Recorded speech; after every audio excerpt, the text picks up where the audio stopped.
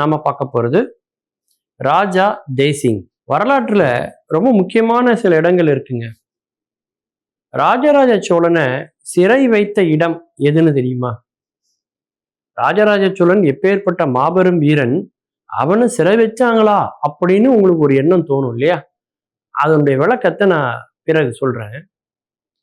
பாதுஷா பாத் அப்படின்னு ஒரு இடம் இருக்கு, தெரியுங்களா? சிங்கபுரம் அப்படின்னு ஒரு இடம் இருக்கு. அது மட்டும் இல்ல, மாபெரும் வீர போர் அப்படின்னு ஒண்ணு அந்த இடத்துல நிகழ்ந்திருக்கு.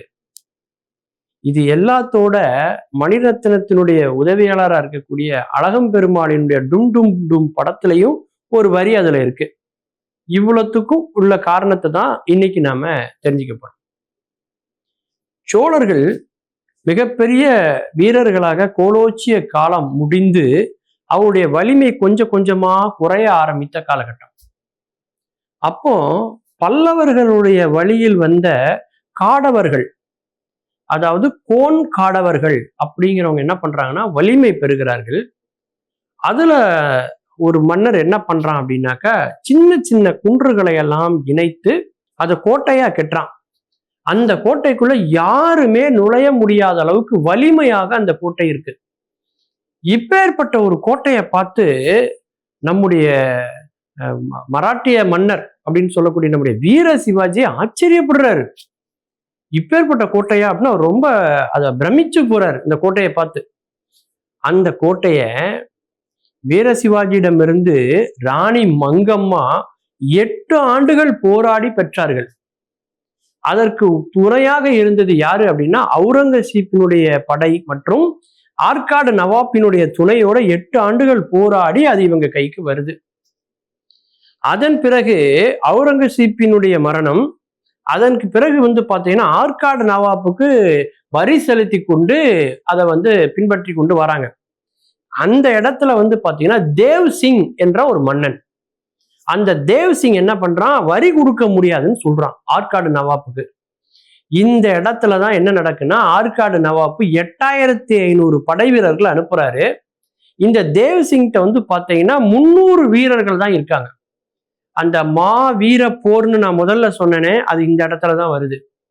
அதாவது 8500 பேரை 300 பேர் போர்க்களத்துல எதிர்கொண்ட ஒரு மாபெரும் வீர போர் நம்முடைய மண்ணுல நடந்திருக்குதுங்க. அந்த போர்ல 300 பேருமே இறந்துடுறாங்க. அந்த தேவ் சிங்கிற மன்னனும் அவனும் இறந்துடுறான்.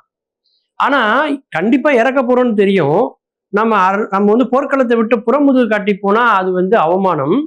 அதே நேரத்துல மரணத்தை தழுவாம இருக்க முடியாது. எதிரிகளால மரணம் தழுவக்கூடாதுங்கனால வாளை மேலே தூக்கி போட்டு நெஞ்சை நிமிர்த்தி காட்டி நெஞ்சிலே அந்த வாள் பட்டு அவன் இறந்து போகிறான். அவன் இறந்தான்கிற செய்தி கேட்டு ராணியும் இறந்து போகிறார்கள். அந்த ராணி இறந்து போறாங்க இல்லையா, அந்த இடம் தான் இன்னைக்கு நம்ம சொல்லக்கூடிய ராணிப்பேட்டை என்று சொல்லக்கூடிய ராணிப்பேட். அந்த மன்னர் இருக்காரு, அந்த தேவ் சிங், அவர் தான் யாரு அப்படின்னா தேசிங்கா மாறுகிறார். தேசிங்கு ராஜாவாக மாறுகிறார், ராஜா தேசிங்காக மாறுகிறார். அந்த டும் டும் டும் படத்துல பாத்தீங்கன்னா தேசிங்கு ராஜா தேசிங்கு ராஜான்னு அந்த பாடல் வரி வரும். மாதவனை தேசிங்கு ராஜாவே உருவகப்படுத்தி கொண்டு வந்திருப்பாங்க இல்லையா? அந்த மாதிரி அந்த தேசிங்கு ராஜா என்பவர் ஒரு வீர மரணத்தை தழுவுறார். அதன் பிறகு அந்த பகுதி பிரெஞ்சுக்காரர்கள் வசம் வருகிறது. அப்படியே வரலாறு அப்படியே நீண்டு கொண்டே போகிறது. இதுல முதல்ல ஒண்ணு சொன்னேன், ராஜராஜ சோழனை சிறை வைத்த இடம் அப்படின்ட்டு. அந்த காடவர் கோன் அப்படிங்கிற அந்த மன்னன் என்ன பண்றான்னா இந்த இடத்துலதான் அவன் சிறை வைக்கிறான். அதாவது ராஜராஜ சோழன்னா தஞ்சை பெரிய கோயிலை கட்டிய அந்த ராஜராஜ சோழன் கிடையாது, அதாவது அருண்மொழிவர்மன் கிடையாது. அதே ராஜராஜ சோழன் மாதிரி அடுத்து 2ஆம் ராஜராஜ சோழன் 3ஆம் ராஜராஜ சோழன் வந்தாங்க. அவங்கெல்லாம் அருண்மொழிவர்மன் அளவுக்கு அவங்க வீரமானவர்களா இல்லை. அதனாலதான் அந்த சோழ பரம்பரையே அதன் பிறகு நின்று விட்டது. அதுல ஒருத்தரை இந்த இடத்துலதான் சிறை வச்சிருக்கிறாங்க.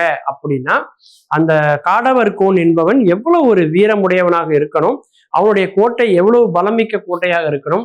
மராட்டிய மன்னர் வீர சிவாஜியே பார்த்து பிரமித்து போகிறார்னா அந்த கோட்டை எப்பேற்பட்ட கோட்டையா இருக்கணுங்கிறதுலாம் வரலாற்றில் நம்ம பெருமை கொள்ள வேண்டிய ஒரு தகவல்கள். மீண்டும் பல புதிய தகவல்களோடு, அதில் அறியப்படாத பக்கங்களோடு உங்களை சந்திக்கிறேன். நன்றி, வணக்கம்.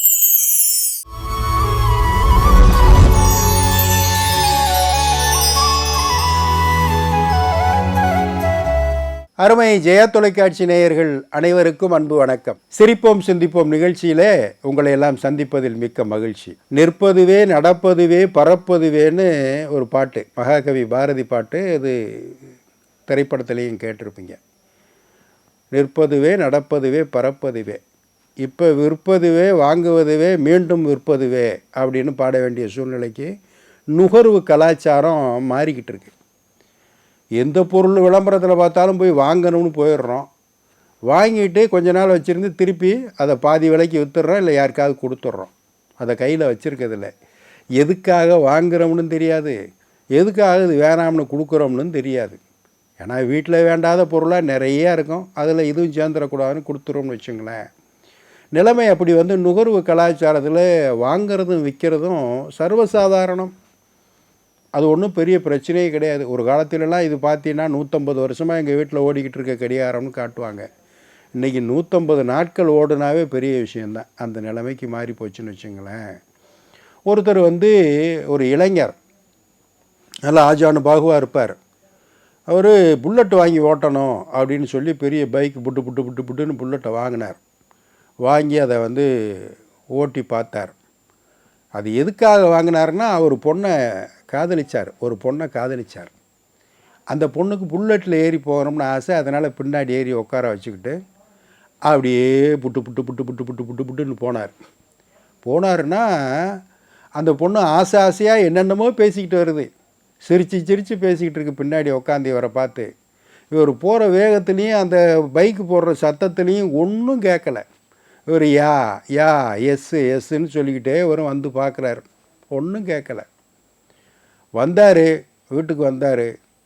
அருமையாக காதலியை ஏற்றி பயணம் பண்ணோம். அவள் என்னென்னமோ அன்பன்பா சிரித்து பேசினா, தேனொழுக பேசினா. ஒரு வார்த்தை காதல் விழுகலையே. எல்லாம் அந்த புல்லட்னால் வந்த வெனை அப்படின்னு யோசிச்சுக்கிட்டு இருந்தார். அடுத்து 3 மாதத்தில் அந்த பொண்ணையே கல்யாணம் பண்ண போனார். கல்யாணம் நிச்சயம் ஆயிடுச்சு.